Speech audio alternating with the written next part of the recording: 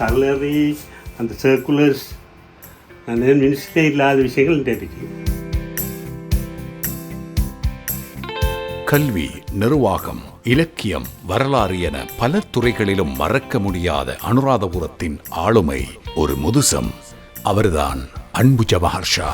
Joseph காலேஜில் படிக்கிற காலத்திலே ஜவஹர் ஷா என்ன சொல்கிறார், கையெழுத்து ஏடுகள் எக்ஸைஸ் புக்கில் வாங்கி எல்லாத்தையும் கொண்டு ஒரு ஆர்டிகல்ஸ் எழுதி அவர் ஒரு மேகசின் வந்து அந்த நாள்லேயே அடித்தார் கையால். நான் ஓயில் படிக்கிற காலத்தில் இருந்து இவர் ஏயில் படிக்க வந்தார் விவேகானந்தா ஸ்கூலுக்கு. அந்த நேரத்தில் எங்களுக்கு தொடர்பு கடைசி வரை இப்போ இது வரைக்கும் இருந்து கொண்டே இருக்குது. ஜவஹர் ஷா அவர்களை 1973ஆம் ஆண்டு பலாலி ஆசிரியர் கலாசாலையிலே முதலாக நான் சந்தித்தேன். அவர் ஒரு நல்ல ஒரு ஆய்வாளராகவும் நல்ல ஒரு எழுத்தாளராகவும் நல்ல ஒரு கவிஞராகவும் இருக்கின்றார். ஜவஹர் ஷா அவர்கள் இந்த அதிபர்களுக்கு ஒரு முன்னோடியாக மட்டுமல்ல, ஆசிரியர் சமூகத்துக்கும் ஒரு முன்னோடியான ஒரு நபராக திகழ்ந்தார். ஷம்ஸ் என்று சொல்வது போல, கலைவாதி கலீல் என்று சொல்வது போல, மு பஷீர் என்று சொல்வது போல அன்பு ஜவஹர் ஷாவும் அந்த பட்டியலில் வந்து கொண்டே இருப்பார். 1970களுக்கு பிற்பாடு ஈழத்து தமிழ் இலக்கியத்தில் புதுக்கவிதை துறையிட முன்னோடியாக அன்பு ஜவஹர் ஷா தமிழகத்தில் இன்னும் கொண்டாடப்படுகிறார். இன்று பல மதரசாக்களிலே நான் ஒரு நல்ல நிலைமையை அடையக்கூடிய பாக்கியத்தை என்னுடைய மூத்த சகோதரராக அன்பு ஜவஹர் ஷா அவர்கள் நமக்கு எத்தி வைத்தார்கள். இந்த அன்பு ஜவஹர் ஷா என்ற பேர் சம்பந்தமாக கடந்த 40-50 வருடங்கள் காலமாக கேள்விகள் இருக்கின்றன. என்றால் நான் நினைக்கிறேன் இலங்கையில் இந்த பேர் எனக்கு மட்டும் தந்திருக்கின்றது என்ற பெருமையை நான் சொல்லிக்கொள்ளலாம். 7 வயதில் என் தந்தை காலமானார். இந்த கடிதம் அவர் காலமாகி 30 வருஷத்துக்கு பிறகுதான் இந்த கடிதம் கிடைத்தது. ஏன்னா அவருடைய முக்கிய நண்பனாக தான் பித்தன் KM ஷா. அவர் வீட்டுக்கு போன நேரம், ஏன் ஜவஹர் ஷா என்று பெயர் வைத்தீர்கள் என்ற புதுமையாக இருக்கிறதே என்று கேட்டார். என்னுடைய மகன் எதிர்காலத்தில் எப்படி இருக்கிறான் என்பது தெரியாது. நாமும் நமது லட்சியங்களும் நம்மோடு முடிந்து போனாலும் போகலாம். நமது பிள்ளைகள் நமது எண்ணங்களை அபிலாஷைகளை நிலைப்படுத்துவார்கள் என நிச்சயமாக நமது கனவுகள் இப்படி ஒரு பெயரை வைப்பதில் நிறைவேறட்டும் என்ற ஒரு சுருக்கத்தை சொல்லுகின்றார். அப்போது எனது ஒரு வயசிலேயே என் தந்தை என்னை பற்றி எவ்வளோ ஒரு ஆழமான ஒரு எதிர்பார்ப்பை வைத்திருக்கிறார் என்பதற்கு இந்த கடிதம் மிக முக்கியமான ஆவணமாக இருக்கின்றது. என்றால் இது நான் மிக பெருமதியாக பேணிக்கு பார்க்கும் ஒரு சொத்தாக. இந்த கடிதம் நீண்ட 4 பக்கம் கொண்ட கடிதம். அது முழு விளக்கத்தையும் என் தந்தை தருகின்றார். ஏன் ஜவஹர் என்ற பெயர் வைத்தேன், ஏன் ஷா என்ற பெயர் வைத்தேன். ஷா என்றது அவருடைய உயிர் நண்பனின் பித்தன் ஷா பேர். ஜவஹர் என்பது இந்திய முன்னாள் பிரதமர் ஜவஹர்லால் நேருவின் பேர். அது ரெண்டையும் சேர்த்து ஏன் வைத்தேன் என்றதை என் தந்தை விளக்கியுள்ளார். அன்பு ஜவஹர் ஷாவின் தந்தையார் அவரும் ஒரு பிரபலமான எழுத்தாளர். அன்புதாசன் என்ற பெயரிலே அவர் ஆரம்பத்தில் நிறையவே எழுதி வந்திருக்கின்றார். அந்த அடிப்படையில் தான் ஜவஹர் ஷா அவர்கள் தன்னுடைய பெயருக்கு முன்னால் அன்பு என்ற பெயரை சேர்த்து கொண்டார். அவர் ஆசிரியராக இருக்கும் காலத்திலேயே அவர் கற்பித்த பாடசாலைகளிலே இலக்கியத் துறையிலும் எழுத்துத்துறையிலும் மாணவர்களை வளர்ச்சியடைய செய்வதற்காக பல்வேறு பணிகளிலே ஈடுபட்டு வந்திருக்கின்றார். ரோனியோ பாணியிலான இதழ்களை, சஞ்சிகைகளை வெளியிட்டு வந்திருக்கின்றார். அதிலே நிறையவே பாடசாலையின் மாணவர்கள், அவர் கற்பித்த ஒவ்வொரு பாடசாலையிலும் இந்த பணியை அவர் செய்து வந்திருக்கின்றார். ஒரு ஆசிரியராக, அதிபராக, கல்வி நிர்வாகியாக, இலக்கிய எழுத்தாளராக, ஊடகவியலாளராக சில காலம், பத்திரிகையில் எழுதும் ஒருவராக, சமூக செயற்பாட்டாளராக, இந்த மாதிரியான பல்வேறுபட்ட வகிபாகங்களில் உங்களுக்கு ஆக திருப்தியை தந்த வகிபாகம் எது, ஆக விரக்தியை தந்த வகிபாகம் எது? நல்ல கேள்வி, சிக்கலான கேள்வி. நான் ஆரம்பத்தில் 1966ஆம் ஆண்டு கண்டியிலிருந்து வெளியேற செய்தி பத்திரிகையில் தான் ஊடகவியலாளராக சேர்ந்தேன். அதுபோல் தினவிதையில் அந்த பணியில் மிக ஆர்வமாக இருப்பேன். ஆசிரியர் தொழிலுக்கு 71ஆம் ஆண்டு வந்த பிறகு என்னுடைய பாதை மாறியது. எழுத்துத்துறையோடு கல்வித்துறையும் ஈடுபாடோடு இருந்தது. ஆசிரியராகவும் அதிபராகவும் இருக்கிற அந்த பாக்கியம் அது பெரிய பாக்கியம். அதுதான் நான் முடிவாக திருப்பி காண்கிறேன். ஓய்வு பெற்ற பிறகும் கூட இப்போ ஓய்வு பெற்றான் 20 வருடங்கள் ஆகிவிட்டது. இன்னும் நான் கற்றுக்கொண்டிருக்கிறேன், கற்றுக்கிறவருக்கு உதவி செய்து கொண்டிருக்கின்றேன். அது மாணவர் கல்வியாக இருக்கலாம், ஆசிரியர் கல்வியாக இருக்கலாம். உண்மையில் கற்பித்தல் மாதிரி ஒரு நல்ல மனது சந்தோஷமாக தரும் விஷயம் வேறொன்றும் இல்லை. ஸ்கூல்ட டெவலப்மெண்ட்க்குண்டாலும் மாணவர்களோட நலனுக்காகவும் நிறைய ஹார்ட் ஒர்க் பண்ணினார். எனக்கு ஒரு கிரேட் 9 அப்படி இருக்கும். அப்போ எந்த க்ளோஸ் ஃப்ரெண்ட் உண்டு அவர் நினைக்கிறேன் அவள் அகில இலங்கையில் ஏதோ ஒரு காம்படிஷனில் அவள் ஃபர்ஸ்ட் வந்தா. அப்போ நானும் அவவும் தான் சார் கிட்ட அதை வந்த பிறகு போனோம். அப்போ சார் சொன்னார் என்னென்னா, எப்பயும் இப்போ அது யாராக இருந்தாலும் சரி தண்டை க்ளோஸ் யாரையும் ஓப்பனாக எங்களுக்கு அப்ரிஷியேட் பண்ண இன்னொரு ஆளை பாராட்டுறதுக்கான அந்த அபிலிட்டி, அந்த மனசு அது மிச்சம் முக்கியம் அப்படின்னு சொன்னார். அது சார் சொன்னார், அது எனக்கிட்ட இருக்கி அது நல்லம் அது அப்போ நான் சார் சொன்னார், அந்த இயல்பால் நிறைய நாங்கள் லைஃப்பில் நம்மளுக்கு எங்களுக்கு நல்லதுகள் நடக்கும் அப்படின்னு சொன்னார். சேர்ட ஒரு மாணவின்றதுல எனக்கு உண்மைக்குமே மிச்சம் நான் அதை நினைச்சு சந்தோஷப்படுறேன், நல்ல பெருமிதம் அடைகிறேன். சார்க்கு எதுவும் எனக்கு என்னால் செய்யலுமான எது ஹெல்ப்பையும் செய்ய கிடைக்குதுன்னா அதை நான் உண்மைக்குமே அதை ஹாப்பியாக செய்வேன். 2013ஆம் ஆண்டுக்கு நான் முகநூலுக்கு வந்த பிறகு எனது பாணியில் இந்த தகவல்களை பரப்பவும், கல்வி நிர்வாக சேவை, அதிபர் சேவை, ஆசிரியர் கல்வி ஆசிரியர் போன்ற போட்டி பரீட்சைக்கு தயார்படுத்துறதுக்குள்ள ஆவணங்களை சேர்க்கவும் அது இந்த முகநூல் ஒரு வழியாக இருந்தது. அதை பின்பற்றி இப்போது 50க்கு மேற்பட்ட முகநூல் தொகுப்பாளர்கள் உருவாக்கிறது எனக்கு ஒரு பெருமைக்குரிய விஷயம். இப்போ இந்த இடைவெளி அந்த விஷயத்தில் நிரப்பப்பட்டு விட்டது. அது ஒரு நல்ல விஷயம். என்னுடைய தமிழ் முகநூல் ஆர்வலர்கள் மிக ஆர்வமாக இந்த துறையில் என்னை ஊக்கப்படுத்தி வருகிறார்கள் என்று தான் சொல்ல வேண்டும். அதாவது மோட்டிவேஷன், அது நான் கலைக்கிற நேரம் எல்லாம் எனக்கு டொனிக் தருவது போல் இருக்குது. அவர்களது பாராட்டும் நன்றியும் டொனிக் தருவது போல் இருக்கிறது. இன்னொரு குறைபாடு இருக்கின்றது என்றால், சிலர் கேள்விகள் கேட்பார்கள், பதிலை கண்டுகொள்ள மாட்டார்கள், லைக் போட மாட்டார்கள். ஆனால் அந்த பதிலை எடுத்து தாங்கள் நன்மை பெற்றுள்ளார். அப்படியும் ஒரு கூட்டம் இருக்கின்றது. அப்படியான தனிமட்ட பலவீனங்கள் பொதுவாக நான் இங்கே பொருத்தமாக இருக்காது.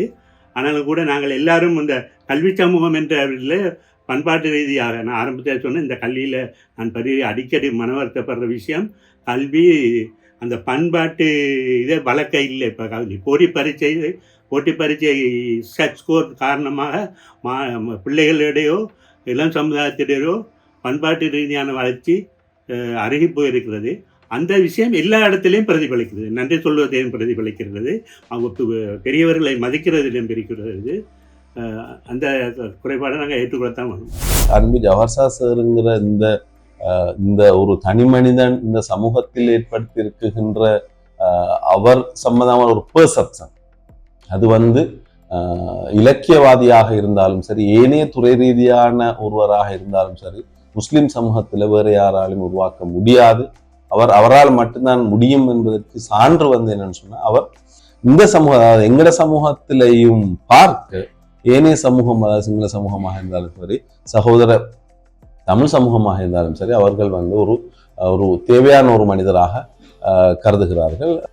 வடமத்திய மாகாணத்தில் அனுராதபுரத்திலே இருக்கிற ஒருவர் கிழக்கு மாகாணமாக இருந்தாலும் சரி, வடமாகாணமாக இருந்தாலும் சரி, இலங்கையின் எல்லா பாகத்திலும் ஒரு முக்கியமான பங்கினை வகிக்கிறார் என்று சொல்லுகிற போது அது அவராக தேடிக்கொண்ட ஒரு பெரிய வெற்றி என்பது தான் என்னால் கூற வேண்டியதாக இருக்கு.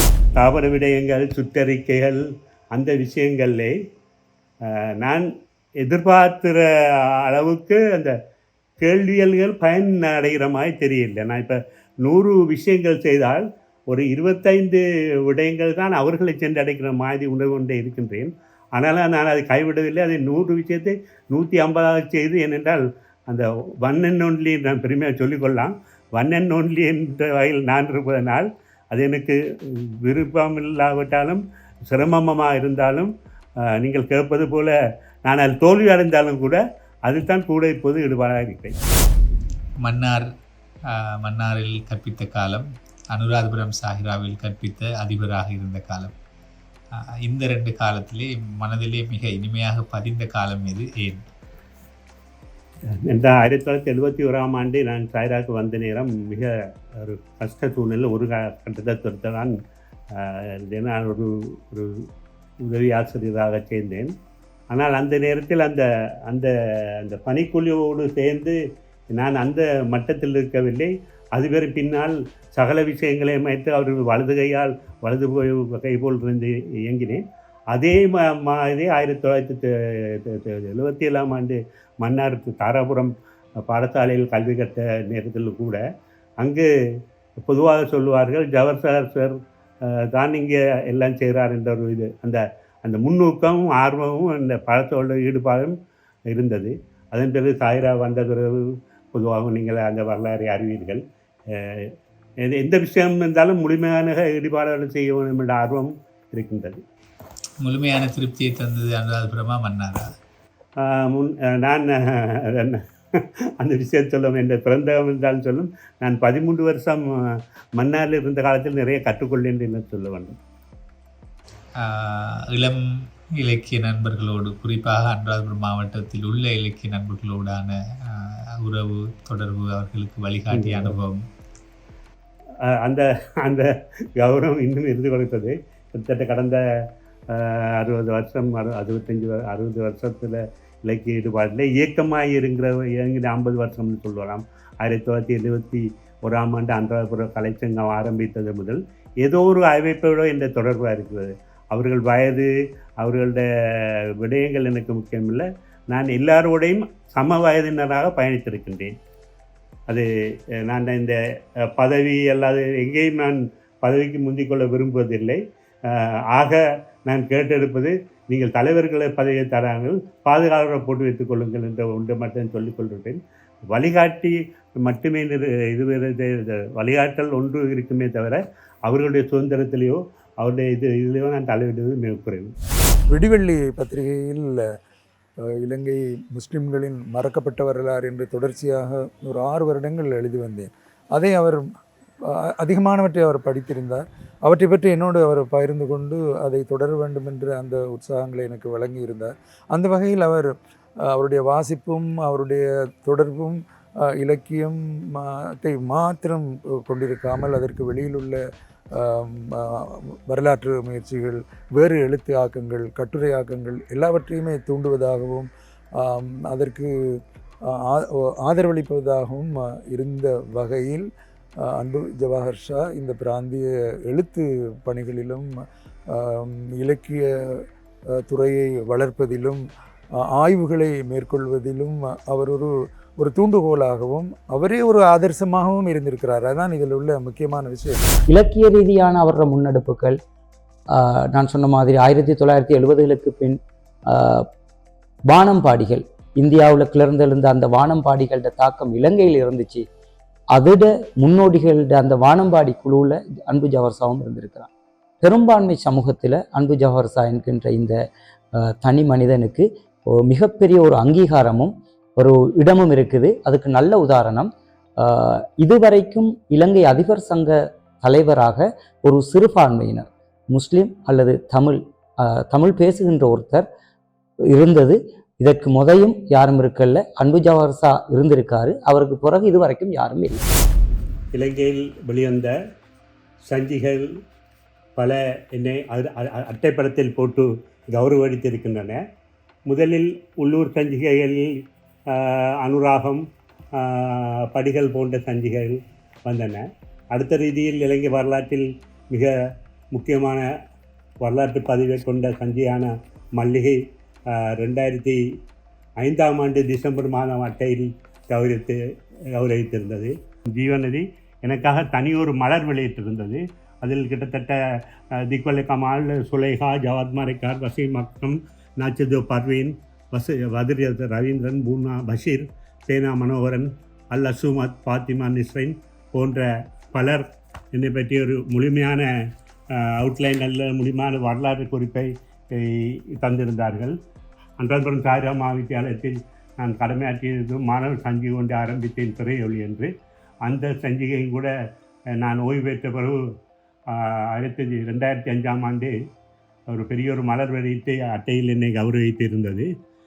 தாராபுரம் அல்மினா மகாவித்தியாலயம் கூட அங்கும் ஒரு மினா என்று சஞ்சிகை நடத்தி வந்தேன். அவர்களும் என்னை பல மன்றங்களில் கௌரவித்திருந்தார்கள். அன்றாபுரம் சாய்ரா மகாவித்தியாலயம் அந்த கனிஷ்ட வித்தியாலயம் என்ற பெயரில் ஆரம்பிக்கப்பட்ட பின்னர் முதலாவதாக 1976ஆம் ஆண்டு தான் அதுக்கு ஒரு ஆவணம் ஒன்று தயாரிக்கப்பட்டிருந்தது. அந்த தயாரிப்பு பிரதம ஆசிரியர் இதில் ஆசிரியராக நான் தான் அந்த ஆவணத்தை தயாரித்திருந்தேன். அதுதான் முதலாவது அந்த பாடசாலையின் வரலாற்று முதல் ஆவணமாக இருந்தது. அந்த பணியில் வெள்ளி விழாமலர் 1993ஆம் ஆண்டு ஒரு பெரிய மலரை நீண்ட 25 வருட வாழ்க்கையும் தொகுத்து சகல விஷயங்களையும் உள்ளடக்கி அந்த தயாரிக்கும் பாக்கியமும் எனக்கு கிடைத்தது. அதன் பிறகு நான் அந்த காலத்தால் அதிபராக கடமையாற்றிய காலத்தில் அந்த திரையொளி கிட்டத்தட்ட 40 இதழ்கள் தொடர்ந்து வெளிவந்து இருக்கின்றன. 2003ஆம் ஆண்டு வெளியிடப்பட்ட இந்த பாடசாலையின் பரிசளிப்பு விழாமலர் ஒரு முக்கியமான ஆவணமாக இருந்தது. என்னென்றால் அது தனியொரு தகவல் தொகுப்பாக இருக்காமல் சட்ட ரீதியான புள்ளி விவர ரீதியாக பிற பாடசாலைகளோடு புள்ளி ரீதியாக ஒப்பிட்டப்பட்டு இந்த பேசப்படுற ஒரு ஆவணமாக ஆக்கப்பட்டிருந்தது. இந்த வடமத்திய மாநிலத்தில் 752 பாடசாலைகள் இருக்கின்றன. நான் 1997ஆம் ஆண்டு கடமையாற்றிய காலம் முதல் 2005ஆம் ஆண்டு கல்வியாளர்கள் அந்த 10 பாடசாலைகள் 752 பாடசாலைகளில் 10 பாடசாலைகள் கதைக்கும்போது சாய்ராவை பற்றி கதைப்பது வழக்கமாக இருந்தது. அப்போது அவர்கள் சொல்வார்கள் ஜீவமான பாடசாலை, அது உயிரோட்டம் உள்ள பாடசாலை என்றால் 24 மணி நேரம் இயங்கிக் கொண்டிருக்கும்.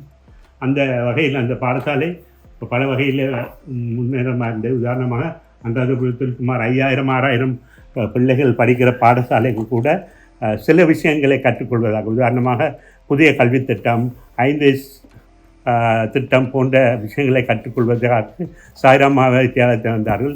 அது கல்லெலிய, கல்முனை, வரக்காபல, வவுனியா, மன்னார் போன்ற இடங்களில் பஸ்களில் கூட்டுக்குழுவாக கூட வந்து அதுகளை சரித்து தேர்ந்தார்கள்.